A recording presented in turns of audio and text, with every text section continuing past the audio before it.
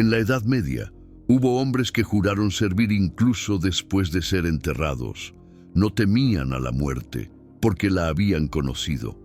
Los llamaban los caballeros del sepulcro blanco. Respiraban bajo tierra, esperaban la señal de la cruz y volvían del silencio para obedecer.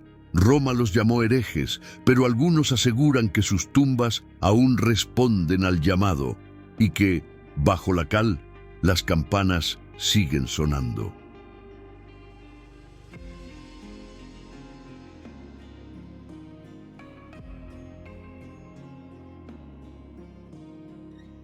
Nadie entra vivo en la orden del sepulcro blanco sin antes morir un poco. Así lo decía la regla escrita con tinta de ceniza en el atrio del monasterio enterrado. Quien quiera servir a la cruz, que primero aprenda a no necesitar el aire. No era metáfora, era liturgia. La noche del juramento, los aspirantes descendían descalzos, con una vela en la mano y una piedra en la lengua. La piedra no pesaba, callaba. En la cripta, los sarcófagos esperaban con sus tapas a un costado, alineados como páginas de un libro que la Iglesia jamás admitiría haber leído. Cada caja llevaba, grabada, una cruz blanca sin contorno, una luz que parecía contenerse a sí misma. Al centro, un altar de cal, un cuenco con agua turbia y un puñado de tierra húmeda. Olía a pan, hierro y hueso lavado. El abad imponía silencio con un gesto. «No juréis por la vida», susurraba. «Jurad por la falta de ella». Entonces, los hermanos veteranos tomaban a los novicios por los hombros y los recostaban dentro de sus tumbas. La piedra estaba fría como una palabra no dicha. 12 golpes de campana marcaban el comienzo. Con cada golpe, una paletada de tierra caía sobre el pecho del aspirante, no para asfixiarlo, sino para enseñarle el peso de lo que estaba dejando atrás. «Siente el mundo sobre ti», murmuraba el prior. «Aprende a no reclamarlo». Al tercer golpe, el agua del cuenco tocaba los labios. Al sexto, la luz de la vela era un recuerdo en la madera. Al noveno, el rumor de los otros hombres dejaba de ser compañía y se volvía río. Al duodécimo, el abad ponía la mano sobre la frente del enterrado y decía la frase que sellaba la frontera: «No te quitamos la vida, te quitamos el miedo». Después, la tapa descendía y la cripta respiraba como un animal satisfecho. No morían, aprendían a quedarse. El sarcófago tenía un resquicio tallado que dejaba pasar el aire suficiente para el corazón lento de un hombre que ya no se representa a sí mismo. Algunos lloraban sin lágrimas, otros reían con una risa antigua, aprendida en el vientre de sus madres, y en esa hora sin medida escuchaban lo que nadie en la superficie sabe oír: el mundo desde abajo. El roce de las hormigas, la paciencia de la piedra, el paso de los rezos como nubes, la respiración del propio nombre, que se va, vuelve, insiste, hasta cansarse. Cuando el abad golpeaba 3 veces la tapa, el mundo regresaba por los dedos. Las manos veteranas retiraban la losa, el aire tenía sabor a fruta. Los novicios salían pálidos, con los ojos abiertos de par en par y las pupilas calmadas. Les quitaban la piedra de la boca, lavaban el barro de sus brazos y entonces pronunciaban el juramento: «Serviré incluso si me quitan el día, velaré incluso si me cierran los ojos, volveré si me llaman, aunque me tapen de tierra». Desde esa noche dejaban de firmar con apellidos. Llevaban una cruz blanca al pecho y un hilo de lino atado a la muñeca, conectado a un clavo junto al sepulcro asignado. «Para cuando llegue tu turno», decía el prior. No era amenaza, era promesa. Así nacían los caballeros del sepulcro blanco, hombres que obedecían con la respiración, combatían con la paciencia y vencían quedándose, porque su guerra no era arrancar vidas, sino impedir que el miedo las gobernara. y su gloria no estaba sobre la tierra, sino debajo de ella. La crónica que Roma nunca citó cuenta que la orden nació no de la victoria, sino de la vergüenza. Fue en el asedio de una ciudad sin nombre, cuando las banderas de la cruz se mancharon de algo más oscuro que la sangre. Un comandante juró una retirada honrosa y, al caer la noche, abandonó a los heridos dentro de la muralla. Los oyeron gritar hasta el alba. Nadie volvió por ellos. Al tercer día, cuando los cuervos ya pesaban en el aire, un monje sin hábito subió a la muralla con una pala y una cuerda. Lo llamaban Ionas y había servido como enterrador en 3 guerras y 2 pestes. «No hay paz para un pueblo», dijo, «si sus muertos no descansan». Los soldados rieron. Ionas saltó al foso, abrió la tierra con manos que sabían de tiempos, y uno por uno rescató a los que aún respiraban, cubriéndolos con capas blancas, atándoles un hilo en la muñeca, dejándolos media hora bajo tierra y sacándolos después, como quien templa un acero en agua. «¿Qué haces?», preguntó el capitán. «Les enseño a no morir por miedo». Esa noche, los heridos dejaron de gritar. Al amanecer, caminaron sin ayuda. Volvieron a la muralla con una calma que asustó a los vivos. No buscaban venganza, buscaban quietud.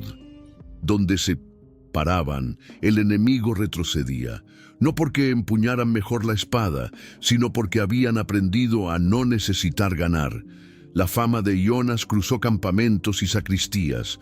Lo llamaron hereje, luego santo, luego peligro. Al final, un prior le ofreció techo en un monasterio derrumbado sobre una cantera. Allí, con 12 hombres que habían conocido el foso, cavaron la primera cripta. No era tumba, era escuela. Pintaron cruces blancas en paredes sudadas, abrieron sarcófagos de práctica con orificios. Calculados, escribieron una regla breve. El miedo manda a los vivos, la tierra manda a los muertos. Nosotros servimos donde el miedo no mira. No pedían diezmos ni bulas, pedían tiempo bajo tierra. A cada novicio le asignaban un sarcófago y un nombre nuevo, el de su silencio. Comían poco, bebían agua con sal, trabajaban despacio para que las manos aprendieran a sostener sin apretar. Sus espadas eran anchas, de hierro honesto, gastadas en los bordes. Cada hoja llevaba una muesca. Por el primer día que pasaron en la oscuridad, los pueblos cercanos los llamaban los blancos, porque no vestían negro, sino lino sin teñir, el color del pan sencillo y del sudario. Llegaban a los campos después de las batallas no para rematar, sino para enterrar, marcando los cuerpos con cruces de cal. Si encontraban un parpadeo, un pulso, un suspiro prematuro, no levantaban al hombre, lo enterraban un rato. A la media hora, ese soldado volvía con otra mirada. Cuando las cruzadas trajeron su hambre, la orden del sepulcro blanco ya era rumor confiable. No iban a la vanguardia, esperaban en los bordes donde el fragor se vuelve eco. Los reyes los rechazaban en público y los buscaban de noche. Un rey en concreto, cuyo nombre fue borrado por devoción, pidió un juramento imposible: que mis hombres no huyan. Ionas respondió con una pala: que aprendan a quedarse. Así empezó la hermandad que juraba fidelidad incluso sepultada. No por deseo de muerte, sino por el arte de la permanencia. Creían en un Cristo que descendió al sepulcro no para perder, sino para esperar. Y en esa espera levantaron un ejército que no marchaba a trompetas, sino a latidos. A la orden no entraban héroes, entraban hombres cansados de elegir siempre el aire. Los llamaban uno por uno en la sala de piedra. El abad ponía un dedo en el esternón y preguntaba sin violencia: ¿te atreves a obedecer al silencio? Si el hombre asentía, se le despojaba de todo salvo el hilo en la muñeca y un pequeño clavo de hierro, para cuando la mente pida vuelta atrás. El rito de sepultura duraba lo que dura una memoria. Los hermanos recostaban al aspirante, dejaban su mano fuera del ataúd, ataban el hilo al clavo y la tapa descendía. Por la rendija, el mundo se volvía una línea de luz. La respiración encontraba un compás nuevo, el del suelo. Primero, el pánico latía con los dientes. Luego, el cuerpo recordaba que vino de un lugar estrecho. A los pocos minutos, el oído captaba lo que arriba llamamos silencio. Un murmullo, habitado. El hombre comprendía que no estaba solo. A los 20 minutos llegaban los pensamientos más viejos, la voz del padre, la risa perdida, el primer miedo, el último orgullo. El ataúd no oprimía el pecho, apretaba la soberbia. A los 30, si el hilo no temblaba, el abad golpeaba la tapa 3 veces y susurraba a la madera, «Te espero». La tapa subía. El hombre salía con los ojos lavados por dentro, como si hubiese aprendido un idioma sin necesidad de palabras. No todos volvían igual. Algunos mantenían la mano dentro cuando abrían, como quien no quiere soltar el libro. A esos se les dejaba un rato más, con pan y una jarra de agua a la altura de los dedos, para que el regreso fuera despacio. Otros salían risueños, con una risa que no se burla. Otros con lágrimas que no piden explicación. Ninguno preguntaba por qué. En la orden, las preguntas se enterraban también. El entrenamiento continuaba con marchas sin ruido, guardias sin lámpara, y una práctica que los soldados de fuera llamaban locura, vigilar tumbas de noche. Los blancos se sentaban sobre las losas, la espalda recta, las manos sobre las rodillas, oyendo la tierra como si fuera mar. Aprendían a distinguir el murmullo de los que descansan del de los que no aceptan. Si una tumba latía, uno de ellos descendía y prestaba su propia respiración por un rato. Compartir el aire, decían, es el primer sacramento. La fama de sepultar vivos corrió como plaga. En las aldeas, las madres escondían a sus hijos cuando veían cruz blanca. En los campamentos, en cambio, los buscaban con desesperación. Había hombres que querían ser enterrados media hora antes de la batalla. Para no huir, decían, los blancos aceptaban a algunos y rechazaban a muchos. No todos sabían obedecer al suelo. Un día, un traidor de la corona fue llevado a la cripta. Había vendido rutas por hambre y miedo. «Entiérrenme», suplicó. «Quiero servir». El abad lo miró largo. «La tierra perdona», dijo, «pero no engaña». Lo recostaron. Cuando abrieron, media hora después, el hombre dormía una calma sin culpa. «¿Qué escuchaste?», preguntó el prior. «A mi madre», respondió, diciéndome que me quedara. Desde ese día custodiaba la puerta. Así, la orden hizo de un rumor su regla: enterrar para devolver. No podían prometer victoria, ni salvación, ni gloria, solo permanencia.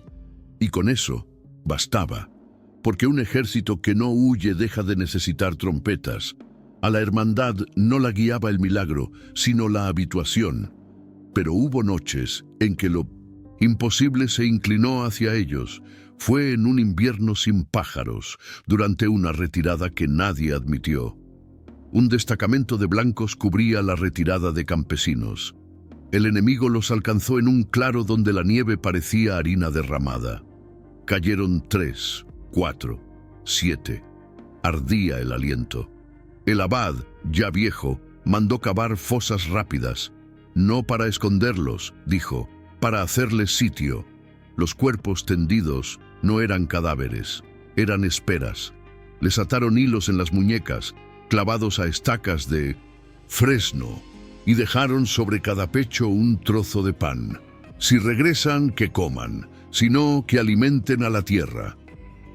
El enemigo, al ver el rito, se detuvo, como si asistiera a una misa en idioma olvidado. Cayó la noche. Los que quedaban en pie formaron un círculo y empezaron el canto bajo. No salmo, rumor de pecho, latido en boca, ese zumbido que no pide, sino acompaña. La nieve dejó de caer. Las nubes se abrieron apenas lo necesario para que la luna recordara su oficio. Y entonces una cuerda se tensó. Primero una, luego otra, como dedos que buscan la mano. El abad alzó la palma, nadie corrió. Una tapa de tierra se abombó. Un hombre emergió con la calma de quien termina una lectura. Tosió una vez, comió el trozo de pan, se puso de pie. Otro lo siguió, y otro. No todos volvieron, pero los que sí lo hicieron tenían en la mirada una claridad que la guerra no conoce. No agradecieron, asintieron. El enemigo no atacó. Bajaron las armas con una obediencia que humilla a los relatos heroicos. Al día siguiente se retiraron sin decir palabra. Vieron a hombres que no necesitaban ganar, escribió un cronista. Y eso es lo único que un ejército no sabe vencer. Desde entonces, algunos llamaron a ese rito Pacto de Resurrección. La orden lo llamó por su nombre humilde, devolución. No resucitamos a nadie, insistía el prior. Les devolvemos el sitio que abandonaron por miedo. La iglesia, inquieta, envió emisarios con preguntas de hierro. Los blancos los recibieron con pan y silencio. ¿Qué doctrina profesáis?, preguntó un teólogo. La del suelo, respondió el abad. A todos nos espera. Roma olió peligro. Una cofradía que enseñaba a perder el miedo a morir quitaba poder a quienes gobernaban con él. Llegaron edictos, sospechas de herejía, órdenes de dispersión. La orden bajó más hondo. Cerraron el monasterio superior y abrieron corredores nuevos bajo la cantera, donde el eco obedece a los que saben esperar. Allí guardaron sus espadas, sus sarcófagos de práctica, sus hilos de lino y una cruz blanca de cal, dibujada en una puerta sin pomo. Desde fuera parecía una orden extinguida. Desde dentro se afinaba. No buscaban mártires ni leyendas. Buscaban disponibles, hombres capaces de acostarse cuando todos corren, de callar cuando todos prometen, de quedarse cuando el mundo pide huida. Y el mundo, que no es tonto, empezó a buscarlos en secreto. Porque hay cosas que solo regresan cuando alguien decide no moverse. Las guerras que recuerdan los cronistas están llenas de trompetas. Las nuestras no. Avanzábamos cuando el campo ya había gastado su ruido. Donde quedaban humo bajo, caballos sin jinete y rezos rotos, llegábamos con lino, pala y pan. No perseguíamos estandartes, acompañábamos restos. Un general nos quiso a sueldo. Dijo que pagaría por hombres que no tiemblan. El abad sonrió con lástima. No vendemos calma, la prestamos. Aún así, marchamos con su ejército en una campaña sin gloria. En el mapa, todo era recto, en la tierra, barro y vísceras. Nuestros hermanos caminaban a los costados, lejos de los gritos. Cuando el choque se hizo inevitable, los blancos no cargaron. Se quedaron. Levantaron cruces de cal donde el miedo hacía cuello de botella. Extendieron hilos de lino desde los carros de suministro hasta la retaguardia, como si cosieran el campo con paciencia de madre. A cada herido que respiraba, media hora de tierra. A cada vivo que huía, un asiento sobre una tumba para que aprendiera a quedarse. El enemigo nos tomó por cobardes. Mandó jinetes a romper el tejido de hilos y cruces. Los caballos resbalaron antes de tocarlo, como si la tierra se hubiese puesto seria. No hubo portentos, hubo ritmo. Donde un blanco se sentaba, el aire dejaba de correr. Donde un blanco ponía pan en el pecho de un caído, el odio perdía filo. El general, al ver que su ala derecha no reculaba, creyó en estrategia. Nosotros sabíamos otra cosa. Habían descubierto que no era obligatorio huir. Al anochecer, la llanura parecía una mesa desordenada. Colocamos velas en vasijas de barro y marcamos con sal los 4 vientos. Los soldados exhaustos se acercaron a pedir misa. Les dimos silencio. Rezamos con la espalda, dijo el prior sentándose. Se sentaron con nosotros, uno a uno, hasta que el campamento entero quedó en pausa. Nadie tocó las trompetas, nadie recordó los discursos. Los que debían morir, murieron con la dignidad de quien entiende que el cuerpo es préstamo. Los que debían volver, volvieron sin deuda. Con el tiempo, los reyes nos llamaron amuletos, luego estorbo, luego escándalo. ¿Qué poder puede tolerar hombres a quienes el miedo no dirige?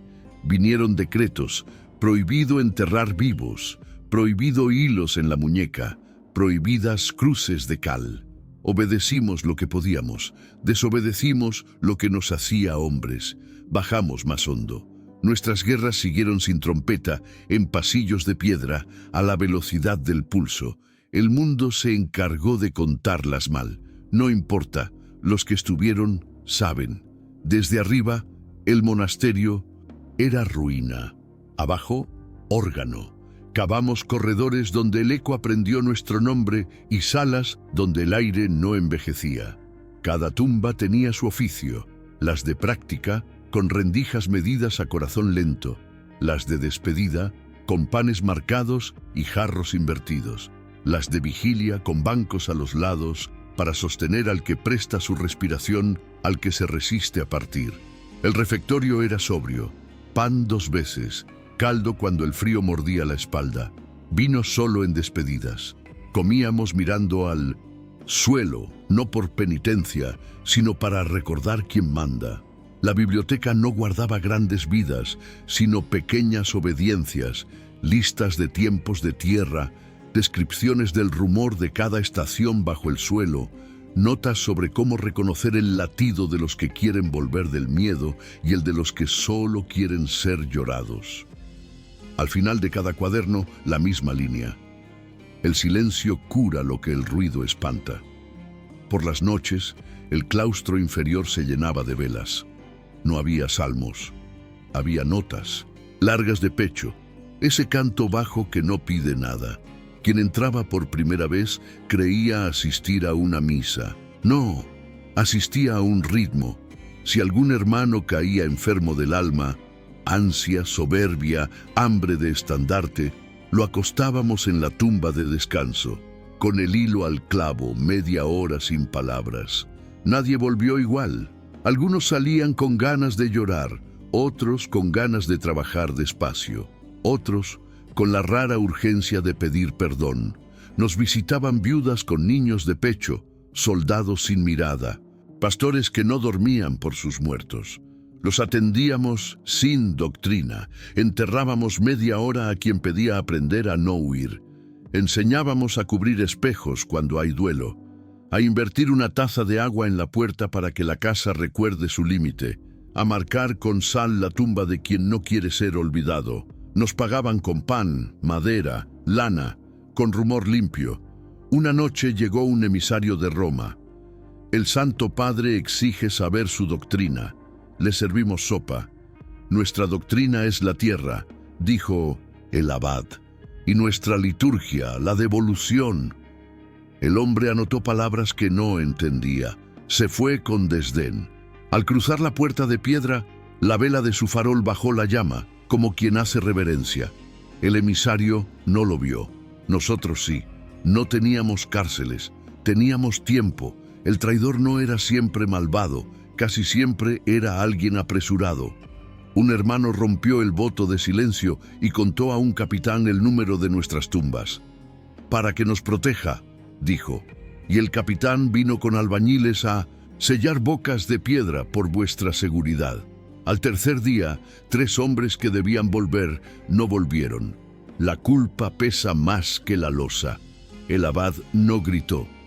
Llamó al hermano por su nombre de silencio, lo llevó al corredor de las vigilias y le mostró un sarcófago distinto, sin rendija, pero con 2 orificios al costado y un tubo de arcilla. No te quitaremos el aire, dijo, te quitaremos la prisa. Lo recostamos, hilo a la muñeca, pan en el pecho, jarro a los pies. 12 golpes, la tapa bajó. No, era castigo, era cura. Desde los orificios, el hermano escuchó durante horas el trabajo del monasterio.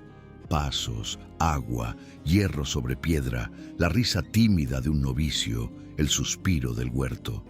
Al caer la noche, el canto bajo. Al amanecer, el silencio que enseñamos a oír. A la tercera hora, la cuerda tembló. A la sexta, se quedó quieta. A la novena, el tubo expulsó una palabra: perdonad. A la duodécima, la losa subió. El hombre salió con el rostro de quien ha mirado su hambre y la ha encontrado. Infantil, no todos vuelven a su puesto. Algunos, tras traicionar, piden barrer pasillos para siempre. Servir de lado, lo llamamos. Otros piden escudo en la puerta. Los más tercos se marchan creyendo injusto que la tierra enseñe.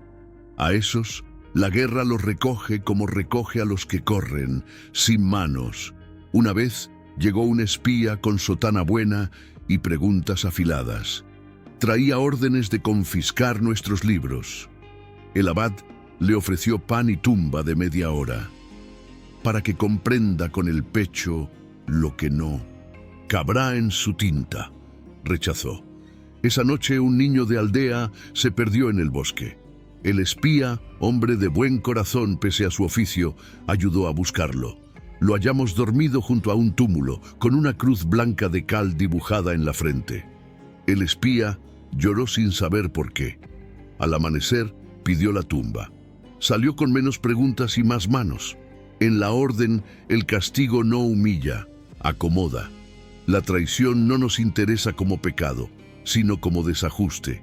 Y el desajuste se cura devolviendo el cuerpo a su peso, la boca a su medida, la mirada a su distancia. Todos sabíamos que llegaría una noche en que no habría regreso. La llamábamos simpatetismo, la vuelta entera. Fue cuando los reyes, asustados de hombres que no obedecen al miedo, enviaron no soldados, sino albañiles y escribanos. Clausúrese la cantera. Era una guerra contra el sitio. Nos reunimos en el claustro inferior. El abad, ya de manos delgadas, acarició la piedra como se acaricia un animal viejo. Haremos sitio a lo que viene, dijo. No íbamos a resistir con espada. Íbamos a quedarnos, preparamos panes, llenamos jarras, marcamos las tapas con iniciales de silencio, atamos nuestros hilos al clavo común como si fuéramos una sola muñeca. Al caer la tarde, se oyó el primer mazazo sobre la puerta superior. No corrimos, cada uno buscó su sarcófago. Nos recostamos mirando hacia arriba, como quien mira llover desde una cueva. La tapa bajó. 12 golpes. La tierra recordó. Encima, los hombres del rey sellaban entradas con ladrillo y cal. Abajo respirábamos en compás. No pedimos milagro, pedimos ritmo. La cal se filtró por una grieta y nos dejó bigotes blancos. Reímos en voz baja. A la tercera hora, el canto bajo se encendió sin boca, propagado por piedra. A la sexta, uno de nosotros golpeó 3 veces, no por salir, sino para decir estoy. A la novena, el aire era pesado como un abrazo. A la duodécima, el mundo entero era pecho. No sé quién abrió primero. Quizá nadie. Quizá fue la tierra. Cuando la losa se movió, no vimos antorchas de enemigos, sino luz de entraña. Algunos salieron, otros prefirieron quedarse. Los que subimos vimos el corredor lleno de polvo suave, como harina de viernes. La puerta superior estaba sellada, pero una rendija dejaba pasar el día más humilde que recuerde. Nos sentamos, pan, agua y lo común. Esperamos. Los albañiles oyeron, dicen, un rumor que no era amenaza ni rezo. Se fueron al caer la tarde, creyendo obra concluida. Nosotros seguimos debajo, inventando turnos de sueño, de vigilancia, de risa. No enterramos a nuestros muertos, nos enterramos con ellos hasta que el mundo olvidó el camino. No había tesoros, había métodos. Detrás de la puerta sin pomo, la de la cruz blanca sin contorno, guardábamos lo único que Roma habría llamado peligro, la costumbre convertida en objeto. En una mesa de fresno, 12 hilos atados a una misma argolla, un cuenco invertido, 3 panes secos, una jarra de agua con sal, una pala pulida por manos que no querían quererla, y al centro un libro corto, Regla de Devolución. No hablaba de santos ni de visiones, hablaba de tiempos. 12 minutos para el pánico, 12 para el recuerdo, 12 para el regreso, ninguno para la soberbia. Un visitante de sotana limpia llegó con dedos de vitrina. ¿Dónde guardan su poder? El abad señaló la mesa. Ahí. El hombre frunció el ceño. No veo nada. Exacto. Quiso abrir la puerta interior. Encontró solo pared. No hay pasadizos cuando no hay deseo de escapar. El verdadero secreto no era un rito. Era una frase: volver si me llaman, aunque me tapen de tierra. El mundo entero es esa frase. Nos llaman el deber, el miedo, el amor, la culpa. Nos tapan tiempo, trabajo, piedra. Volver no es romper la losa, es acordarse. Eso enseñábamos a reyes y mendigos, a recordar desde abajo. Una noche, el emisario más terco volvió con guardias. Quiso arrancar el libro, el prior lo dejó tomarlo, pesaba como pan mojado. Al abrirlo, encontró páginas casi vacías, líneas cortas, espacios largos, silencios, señalados con puntos de cal. Esto es nada. El prior sonrió. Es lo necesario. El emisario se fue con vergüenza. Su guardia, hombre de campo, pidió prestar la tumba de media hora. Salió con ojos arados. La orden no protege a un dogma, sino una medida. El mundo, sin medida, se rompe. Roma temió eso más que cualquier herejía. Porque un pueblo que aprende a quedarse no necesita látigos, ni discursos, ni promesas de cielo para aguantar el día. Hoy, sobre el monasterio, hay granero y huerto. Nadie diría que debajo late un coro. A veces, en agosto, la tierra suda sal, como si recordara lágrimas. Los niños juegan a cubrirse con sábanas y cuentan hasta 12 antes de salir riendo. Las abuelas ponen una taza de agua boca abajo cuando muere alguien. Nadie sabe por qué. Saben que funciona. Un viajero se detuvo aquí con preguntas letradas. Habló de órdenes extintas, de cruzadas, de mapas perdidos. Le di pan. Le mostré la pared donde una cruz blanca casi borrada aún se obstina. Puso la mano. Siento latido, dijo. Es el tuyo, respondí. Sonrió sin creerme. Por la noche se quedó solo en el campo. Contó después que oyó golpes. 3, 3, 3. Y un murmullo de hombres sin prisa. Lloró sin entender. Se fue con más silencio que vino. Dicen que la historia necesita héroes y fechas. Quizá nosotros solo aprendimos una tarea: volver cuando nos llamen, aunque nos tapen. Juramos fidelidad incluso después de sepultados, no porque amemos la muerte, sino porque la vida sin miedo sirve mejor. Si algún día pasas y el suelo te pesa un poco más que ayer, si el aire te llega lento como sopa, si el mundo te parece cuerda en tu muñeca, no huyas. Siéntate. Cuenta hasta 12. Luego, hasta 12 otra vez. Y si oyes de pronto un golpe en la piedra, no es amenaza, es compás. Te están pidiendo que te quedes. Pon pan en tu pecho. Invierte una taza de agua. Marca una cruz de cal. Respira. El resto lo hace la tierra. Dicen que bajo la tierra las campanas aún suenan. No llaman a misa, llaman a quienes todavía escuchan. Si llegaste hasta aquí, cuéntame en los comentarios. ¿Habrías tenido el valor de jurar fidelidad incluso después de ser enterrado? Suscríbete y activa la campanita para seguir explorando conmigo los secretos que la historia prefirió sepultar. Porque en Historia Oculta, el pasado nunca está realmente muerto.